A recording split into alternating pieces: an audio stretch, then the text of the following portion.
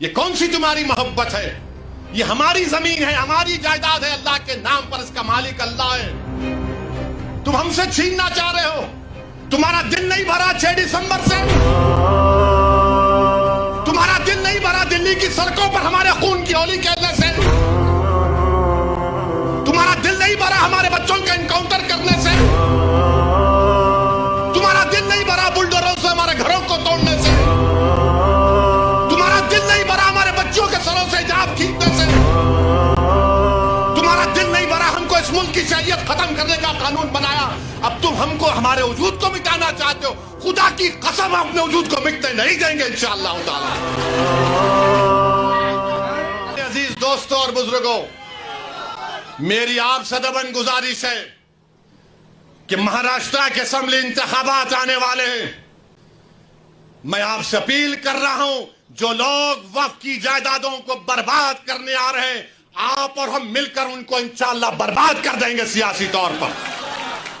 میری آپ سے اپیل ہے کہ میں یقیناً کہہ رہا ہوں کہ اس مہاراشٹر کی ویدھان سبھا میں آپ کو امتیاز جلیل کو اور مجلس کے نمائندوں کو بھیجانا ضروری ہے، تمہاری آواز ہو۔ اگر تمہاری آواز نہیں ہوگی تو کون آواز اٹھائے گا؟ تم نہیں دیکھتے پارلیمنٹ میں کیا ہو رہا ہے؟ تم نہیں دیکھ رہے پارلیمنٹ میں کون پکار رہا ہے دیوانوں کی طرح؟ کیا تم کو نظر نہیں آ رہا کہ کس کے کلیجے میں، سینے میں، کس کی آنکھ میں آنسو ہے جو تڑپ تڑپ کر دیکھ رہا ہے کہ میرے بربادی کا قانون میرے آنکھوں کے سامنے بنایا جا رہا ہے؟ کون ہوگا تمہاری آواز کو؟ چھوڑو ان چیزوں کو، کبھی اپنوں کو بھی تو اپناؤ، کبھی اپنوں کو تو سمجھو۔ جو تمہارے لیے دن اور رات محنت کر رہے ہیں ان کی آواز بنا کر بجاؤ۔ یقیناً ہرانا ہے انشاءاللہ تعالی، ان لوگوں کو ہرائیں گے انشاءاللہ تعالی، مگر ہرانے کا مطلب یہی نہیں ہے کہ تم اپنی آواز کا گلا گھونٹ دو۔ تم اپنی آواز کا گلا گھونٹ کر کیسے دوسروں کے سر پر تاج رکھ سکتے ہو؟ مجھے بتاؤ، یہ تو نہیں ہو سکتا میرے بھائی۔ تو میری آپ سے گزارش ہے کہ اس بات پر بھی آپ غور کریے، ہم لڑ رہے ہیں اور لڑتے رہیں گے انشاءاللہ تعالی۔ اور اگر مودی یہ قانون بناتے ہیں تو جیسا کہ پرسنل لا بورڈ نے فیصلہ لیا کہ اگر احتجاج ہوگا مودی جی تو آپ ہمارے وجود کو مٹانا چاہ رہے ہیں، بہتر یہ ہے کہ میں روڈ پر آ کر اپنے آپ کو ختم کر لوں، مگر اپنے گھر میں بیٹھ کر اپنی جائیدادوں کو چھیننا نہیں دیکھ سکتا جو اللہ اس کا مالک ہے۔ میں گھر میں بیٹھ کر نہیں دے سکتا کہ جس کا مالک اللہ ہے اس کو جائیداد کو چھین لیا جائے۔ یہ حکومت کی ذمہ داری ہوگی۔ آپ کو اگر قانون بنانا ہے تو روزگار دو، قانون بنانا ہے تو مہیلاؤں کو بچاؤ۔ ارے کیسا ہمارا ملک ہو چکا ہے کہ اجین میں بیچ سڑک پر، فٹ پاتھ پر ایک ظالم شیطان ایک خاتون کی عصمت ریزی کر رہا۔ یہ کیسا ہمارا دیش ہو گیا ہے؟ یہ گاندھی کا ملک، یہ آزاد کا ملک، امبیڈکر کا ملک، کہ وہ اس کا ویڈیو نکال رہا ہے عصمت ریزی کا۔ یہ کیسا ہمارا وطن ہو گیا ہے جب ہم نے انگریزوں سے کھندے سے کھندا ملا کر جلیانوالہ باغ میں اپنی جانوں کو دے دیا، ہم نے کالا پانی کی سزائیں ہمارے ہندو بھائیوں کے ساتھ کاٹی۔ آج ایک اشرف منیہار کو ٹرین کے ڈبے میں پیٹا جاتا ہے تو کوئی اف نہیں بولنے تیار، بچانا تو چھوڑو کوئی اف بولنے کے لیے تیار نہیں ہے۔